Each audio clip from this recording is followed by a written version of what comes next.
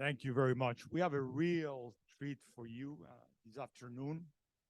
I have the privilege of having Eric Schmidt with us, who's a technologist, entrepreneur, and philanthropist. Eric Schmidt is an accomplished technologist, really. He served as Google's chief executive officer and chairman from 2001 to 2011. And he really pioneered Google's transformation from a Silicon Valley startup to what it is today. He oversaw the company's technical and business strategies alongside founders Sergey Brin and Larry Page. And under his leadership, Google dramatically scaled its infrastructure and diversified its product offerings while maintaining a strong culture of innovation. Eric has been honored with multiple accolades and supports, as you might expect. You can think of very few people that have really transformed society, and he's one of them. He, of course, has been elected to the National Academy of Engineering. He's been inducted into the American Academy of Arts and Sciences. He's been on the board of trustees of multiple academic universities, including Carnegie Mellon, Berkeley. I can go on and on and on.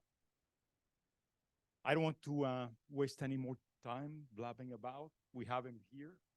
I do want to say that inspired by the opportunity to give back, I think Eric co-founded Schmidt Futures in 2017. And of course, the Schmidt Fellows program that we have here and at multiple other great universities is a result of that philanthropy.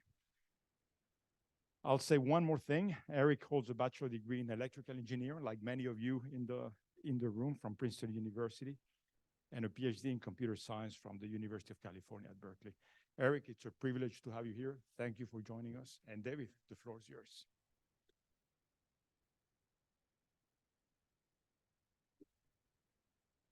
So thank you so much for joining us and for capping off this amazing few days of discussion. And I'd just like to kind of jump right in. One of the things that we have heard this week from just about everybody, and certainly Becca just reminded us and highlighted many of these points, is that AI is here to stay. And it's going to transform just about, if not every single aspect of our lives. And in the interest of kind of prospective retrospection, so thinking about what we might say about what we are doing now 50 years from now. Did we make the right decisions? And what questions do we need to be asking, or did we ask, or did we not ask now, about the future of AI in our lives, in the science that we're doing? So what are some of the things that you think we might say about ourselves 50 years from now in this context? This is, of course, assuming we're still around.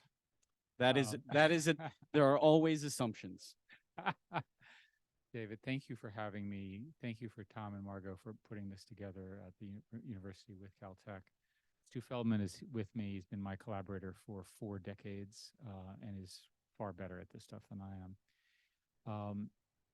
We started looking at science in a different way. That's why I'm so happy to have the various fellows and postdocs and so forth that we're funding, and we intend to expand that.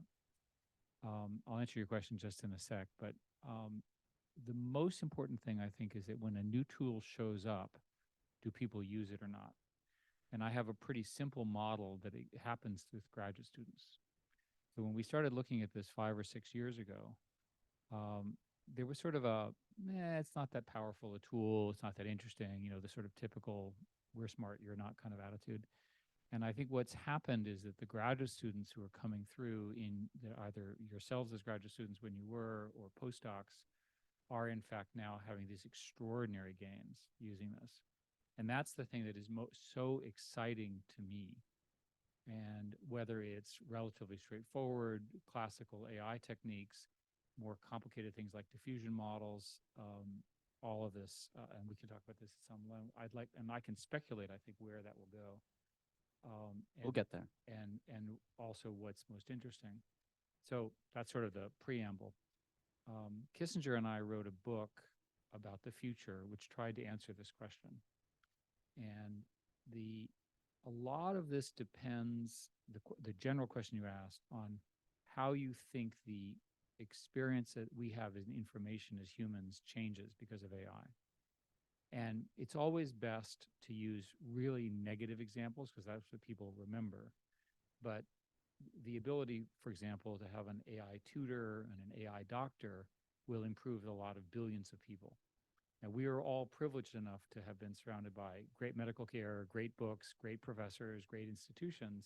Think of all of the talent in the world that has not had access to that. And imagine the benefit of having all the men and the women and literally every human being have at their full potential. I defy you to argue against that. With that comes some extraordinary concerns. And the biggest have to do with what evil actors and so forth will do with some of this technology. I'll give you the simplest possible example. If I'm an evil social media CEO, and I'm not naming anyone, I maximize revenue by maximizing engagement. I maximize engagement by maximizing outrage. Now, David, who is not an evil CEO, and let's imagine I'm a truly evil person and I'm a racist, and I use generative design to build something horrifically racist, and I submit it to his system, and because he's psychopathic also, he's trying to maximize revenue, so his system makes mine worse, right? So we have an alignment problem that is much more fundamental than people understand. And the arrival of ChatGPT, which is a trivial example of this, is exposing this as a core future problem for society. And if we lose democracies because of this, then we've got a real problem. Thank you. Additional questions, of course. And since you started with the context of asking, what are these tools doing for our students, perhaps going all the way down to kindergarten, but certainly you started with graduate students. What are our roles now as educators, as facilitators of exploring new concepts and new tools in an educational context? And how can we best train that future to, if possible, won't be 100%, complete, to prevent the sorts of bad actors that you're describing and to provide stopgaps in the society against those pernicious outcomes? Well, I have great faith in you all as educators that you will figure all this out in the same sense that the previous generation figured it out and the previous generation figured it out and so forth. I'm not worried about us collectively. I am worried about us as society because the governmental systems are not organized around these issues. You can't have a rational conversation about these things. You can't have a rational conversation about a limit of what is appropriate, what is not. And you see this is essentially a Trump effect, but it's fundamentally, in a society where truth is less important than we thought, this is not true of us as individuals, because everyone here, you start life thinking about accuracy, truth, science, and so forth. That's the basis of science. What you learn is that we collectively are a minority of the population. So we have a responsibility to debate this. So in my most recent book and in this series of articles that I've been writing, what we basically say is, don't leave it up to us. If you let the technologists, and I'm going to include all of us in this, we may not get this right. And I'll be blunt and say, tech builds products in its own image. And it's always a shock to the stereotypical, excuse the stereotypes, stereotypical tech bro, that not every person is exactly like him in terms of education, values, opportunity, scale, and approach, right? People may be more religious, or they may be more nihilist, or they may than such a stereotype. And this means that these decisions should not just be made by the leaders in my industry. They should be made collectively with experts in sociology, in economics, and human behavior. And I know this personally because I started off 15 years ago, 20 years ago, as the biggest techno-optimist ever. And trust me, you can see the speeches because I made them sure they were all on YouTube when we bought them. And so you can see me over and over again pushing this line and so forth. And I don't think we understood the damage that would occur. My current project is working with a guy named Jonathan Haidt, who's a professor at NYU, who's brilliant sociologist. They're amazingly smart sociologists too, by the way. and looking at the impact of social media on teenagers, in particular teenage girls between ages 11 and 13, right? And the data is profound, right? There's plenty of actual correlation, causation, and so forth to support these points. And again, when we built all this stuff, and I'm as guilty as anyone else, we didn't even know who these people were, let alone have these concerns. That naivete can get you into trouble. In an example is that when the nuclear age started, there was a project between Rand, MIT, and Harvard in the early 1950s, which had all the physicists, the smart people at the time, to debate how to deal with the nuclear threats. And they ultimately came up with doctrinal approaches, which, by the way, it's interesting when you study what they did. They didn't start with restrictions. They started with goals, right? What's a goal? So the first goal that they set, after some arguing with each other, as one you could imagine among physicists, was that we should try to get rid of air-ground testing, and because that was obviously bad, and the other countries sort of agreed to that, and that began the basis for negotiating. 1975, look at the Asilomar Conference, right? And I'm one of these people who believes that you're going to have the technical people as key components of these conversations, because the smart policy people don't understand what the technology can do, right? And you can explain it to them, but they don't have the feeling, nor should they. That's not what they studied. You spent your whole life studying. So it is now time for us collectively to understand the power of what we are doing, and collectively working with others who are not us, come up with some appropriate rules, goals, rules, so forth, and some short-term things, right? So the simple example is, how do you deal with the worst aspects of social media? Imagine a situation where, let's say I don't know if any of you are gamblers, but let's say you go to a casino and you're busy using a slot machine, but this slot machine knows everything about you and is so addictive you can't stop, right? It's the most addictive thing in the world. Well, that's what these AI systems are capable of doing. I don't think we necessarily want that to be occurring. Well, you've touched on many topics in there, and since our daughter is 4 weeks away from turning 11, it's particularly relevant. Oh my God! Can I just do an intervention and tell you and your spouse what to do? Don't. She's sitting right here. Oh, I'm sorry. Okay, give her a dumb phone, not a smartphone. Okay. Too late. Over. Sorry. So in fact, you brought up 2 points that I wanted to touch on, which is the role of domain scientists in this march, this inexorable march to the future, as well as the international context of this march. So I was curious if you might want to touch on either of those more specifically. So in the democracies around the world, everyone's kind of beginning to grapple with this. There's no one home in the government. You cannot find a single person in these countries that gets it. I had a meeting yesterday in Paris with Macron, who's the only person I could figure out in France who actually could get it, and you can imagine he's busy. And in the U.S. government, again, they're just not there. I led a national security commission on artificial intelligence, recommending many changes inside of the U.S. government to address this, but it's very, very slow. So I think, unfortunately, this is going to have to be an NGO or a sort of what is called a second track, third track approach. In autocracies, and in particular in China, they get it. They understand exactly what they're doing. They've managed to ban the things they don't like, many of which we like, and they believe that they have those things are under control. There is some hope that it's highly unlikely that China can lead with large language models because of emergent behavior. China is first and foremost about control of a single-party system. And to begin to launch these large language models with unexplained behavior in strange corners that are unpredictable, it's unlikely. So we may get a break and allow the democracies to sort this out. Russia's, of course, hopeless. We'll see.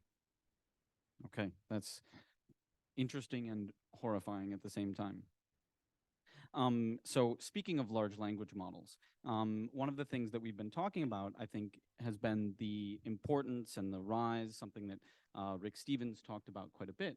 And one of the things that as scientists, I think we're asking ourselves is, what are these new tools going to be able to do?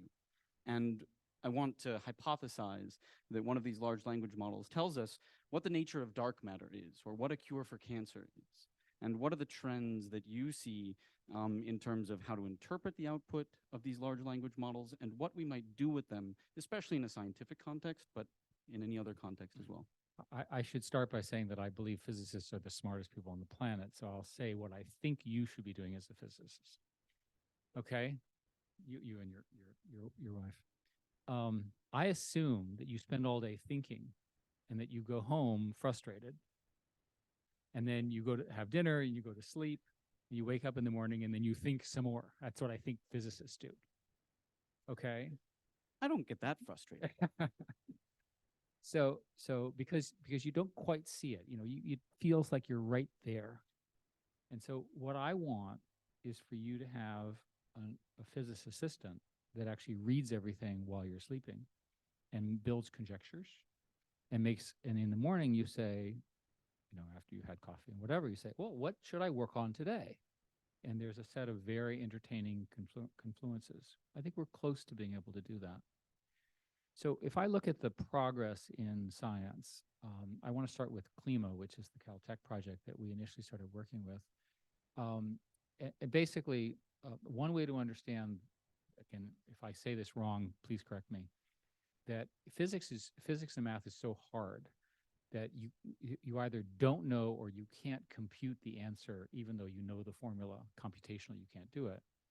And so it sure looks like the AI that we were doing a few years ago can approximate a function.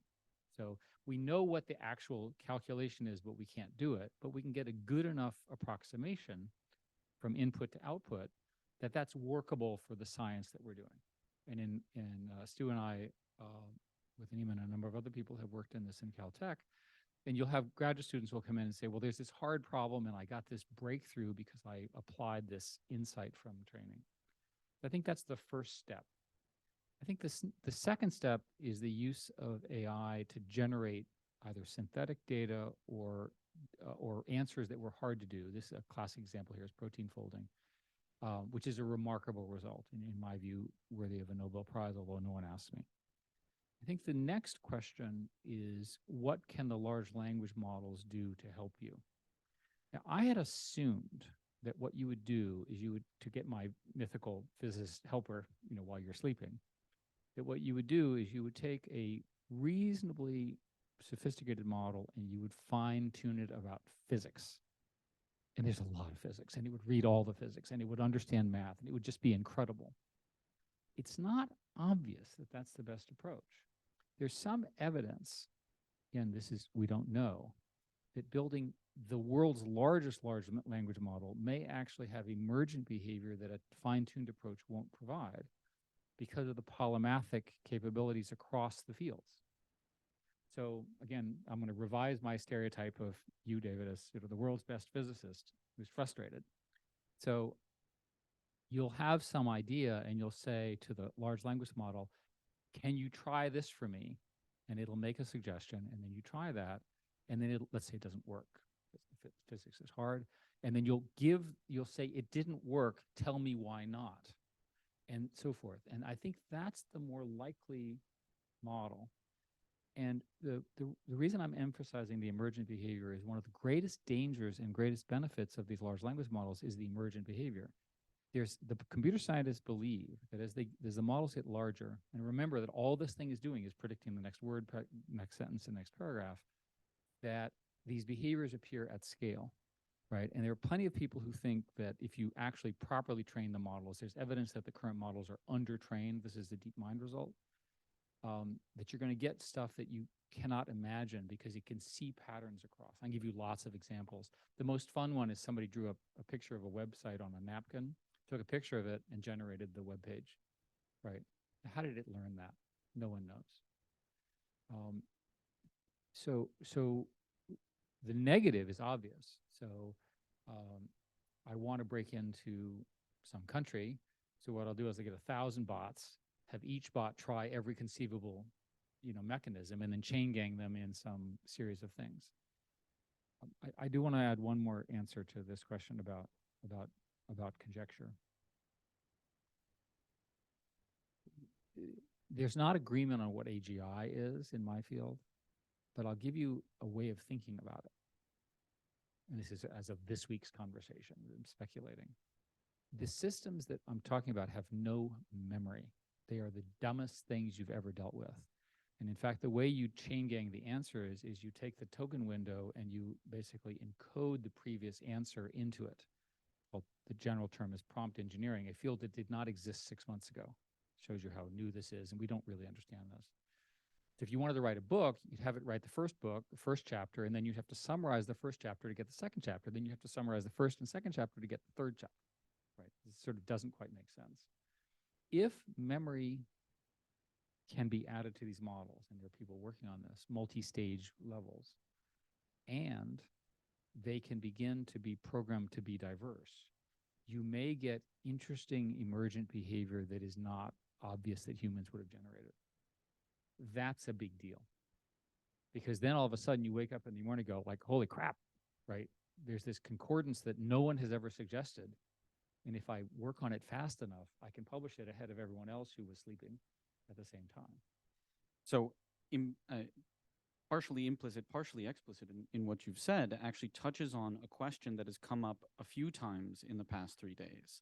And that is about, one way of putting it is resource inequality in the context of these large language models. Now, in your example of my lovely assistant, where I want to query it, form conjectures, and then follow up, in some cases, I would imagine that is going to, I would like as a physicist to be able to put my input into that follow-up. But if that system is behind a closed for-profit door, how is that going to happen? And what does the inherent resource inequality in this current paradigm that, as you said, maybe last 6 months, we now find ourselves in, what does that mean? As Becca pointed out in her talk, it may just be a fact. It isn't necessarily inherently pernicious, but I could imagine that there are some circumstances where it will inhibit things. What are your thoughts on this? This is a new and really, really hard problem that may or may not be solvable, and I'll explain why. If you imagine the way universities solve these problems with open source repositories with free computation. One, we don't have enough money to pay for the computation, which presumably can be solved by more money. But the other thing is that the benefit that you all see would also then be used by our opponents. And so there's a core, in the industry, what's happening is no one is now going to release these things open source who's legitimate. So let me be specific. OpenAI is not going to publish the weights. They're not going to tell you the size. They're not going to tell you the algorithms, nor will Microsoft. Google is clearly not going to release the source under BARD, the underlying language called Palm, et cetera. Anthropic, which is a startup, which is one of the players, and DeepMind, there are roughly 4 or 5. None of them are going to do it. Partly for competitive reasons, but also because of these safety concerns, which are very real. So if you don't have access to one of those, then how are you going to get access? Well, a number of people have proposed creating scientific platforms that would serve in this way. And there's a reason to think this makes sense. So if you think about transformers, which, again, invented at Google in 2017, thank you very much, which is essentially multi-headed attention, which you go backward and forward across this sort of data in this clever way. Multi-headed attention, which is essentially a scale model, allows you to begin to think of any problem that has a multi-scale structure might be amenable to these kinds of tools. That's a really powerful tool. And I'm aware of physicists who are beginning to work on this, but they don't have the computation. So there are a number of people proposing to create these sorts of services. I think the ideal scenario is that there be one or more platform facilities that are run by some sort of consortium, right, which you all would access. I don't think it's going to be done by a single university. And these are interesting as a computer science matter on their own. Here you've got Argonne, you've got lots of hardware, you've got lots of technical people there, you've got lots of really, really good people. Caltech's full of really smart people. There's every reason to think that if you got that facility, they could run it well. We don't have that today. There's A Large Hadron Collider for computing. yeah, and by the way, you know the LHC $10 billion to discover the Higgs boson and a few other things. That $10 billion applied to this could change fundamental physics, biology, math, and so forth. Right, and it's very, very scalable. And I'll give you one more random thing. This is now speculation, as opposed to everything else I did, which I was Pure guessing, fact. which I was just guessing at. So we're now beginning to work on mathematical conjectures. And it looks like these systems can generate conjectures. We're not good at proving the conjectures yet. So let's, for thought experiment, you can generate the conjectures and you can generate the proofs, both using some variant of what I'm describing. I'm going to assert that at some point, they're going to answer some question like dark matter in a way that you, as a physicist, know is true, but no one can understand the proof. Right? That no human being is intelligent enough to read this thing, which goes on for days, to understand why it's true, but you know it's true. Is that general intelligence? And if you talk to a normal person as opposed to us, they say, well, we're not going to use that. You don't understand it. I said, that's clearly not true, right? If you know it to be true, this is my view of quantum physics. You guys have a great quantum physics program, which I don't think I'll ever understand quantum physics. But we know it to be true. So I can't, well, you're saying maybe. Well, so far in 50 years of research, it appears to be completely true. So we use it even if Eric doesn't understand it, but you understand it. But what happens if we use it and even you, as smart as you are, don't understand it? You'll still use it. That's a very big threshold, in my view, in science. Thank you so much, Eric. I think we're going to end there. Let's give him a round. Thank you all.